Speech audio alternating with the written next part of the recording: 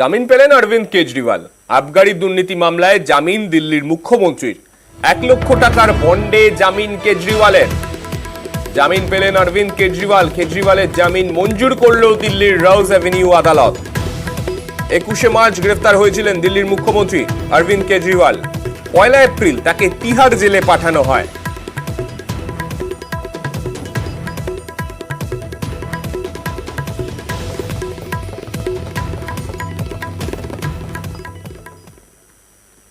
NEET নিয়ে অস্বস্তি, তার মধ্যেই এবার নেট বিড়ম্বনায় মোদী সরকার। 18ই জুন পরীক্ষা নিয়ে পরের দিনই তা বাতিল করতে হলো শিক্ষা মন্ত্রককে, কারণ এই পরীক্ষাতেও অনিয়ম হয়েছে বলে তারা তথ্য পেয়েছেন। তাই তড়িঘড়ি পরীক্ষা বাতিল। সিবিআইকে বলা হয়েছে তদন্ত করতে। এ নিয়ে দেশ জুড়ে শোরগোল। বিরোধীদের নিশানায় মোদী সরকার। সমালোচনার মুখে আসরে নামতে হয় শিক্ষামন্ত্রীকে, স্বীকার করতে হয় দায়।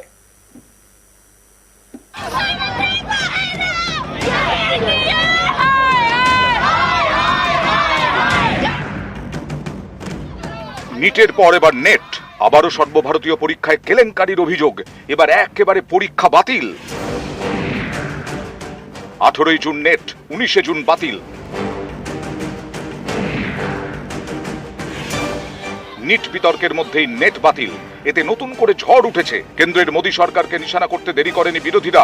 প্রিয়াঙ্কা গান্ধী ভাদ্রা সোশ্যাল মিডিয়ায় লিখেছেন, বিজেপি সরকারের লিকতন্ত্র, দুর্বল ব্যবস্থা যুব সমাজের জন্য মারাত্মক। নিট কেলেঙ্কারির পর এবার অনিয়মের আশঙ্কায় নেট বাতিল। কেন্দ্রের শিক্ষামন্ত্রী কি এর দায় স্বীকার করবেন? कहा जा रहा था कि नरेंद्र मोदी जी ने यूक्रेन की लड़ाई रोक दी थी, मगर किसी न किसी कारण जो हिंदुस्तान में पेपर लीक हो रहे हैं उसको नरेंद्र मोदी रोक नहीं पा रहे हैं या रोकना नहीं चाहते हैं। इस कैप्चर को फैसिलिटेट नरेंद्र मोदी जी ने किया है।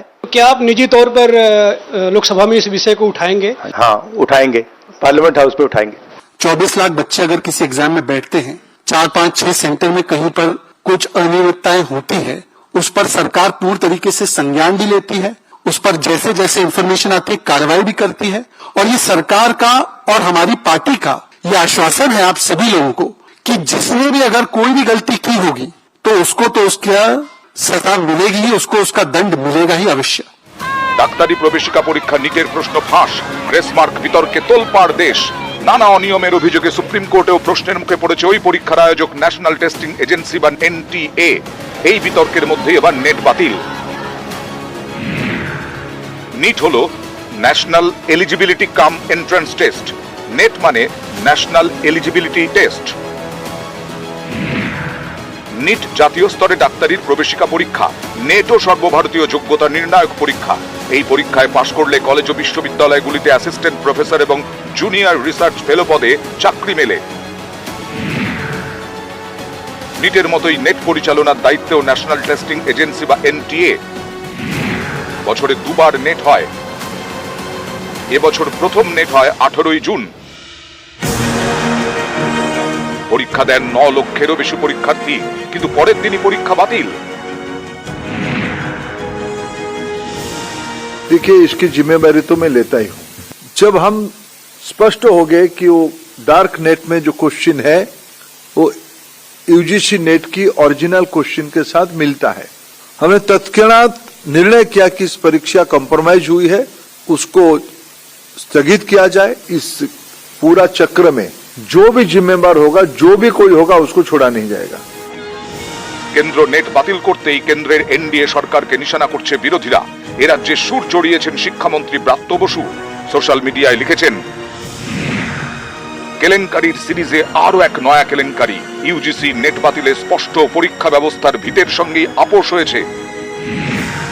সিবিআই তদন্তের নির্দেশ দেওয়া হয়েছে, তবে আদৌ দুর্নীতির মাথাতে ধরা যাবে কিনা তা নিয়ে প্রশ্ন থেকেই যাচ্ছে।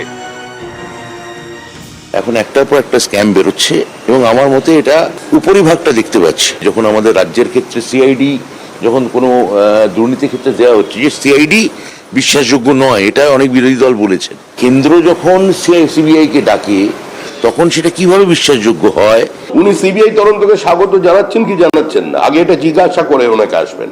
উনি এটা দিয়ে কি বোঝাতে চাইছেন যে এ রাজ্যে সিবিআই যে তদন্ত চলছে, যেটাতে ওনার শিক্ষামন্ত্রী জেলে গেছে কিন্তু আসল রাঘব বোয়াল জেলে যায়নি, তিনি জেলে যাবেন কি যাবেন না, উনি ঘুরিয়ে এই কথাটা বলতে চাইছেন।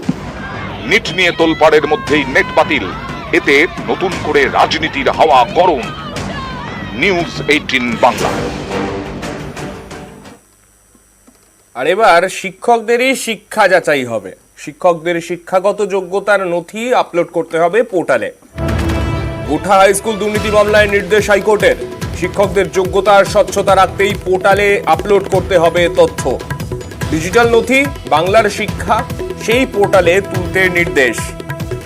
শিক্ষা দপ্তরের অধীনে 1,61,683 জন শিক্ষক, প্রাথমিক থেকে উচ্চ মাধ্যমিক সব শিক্ষকের নথি পোর্টালে আপলোড করতে হবে।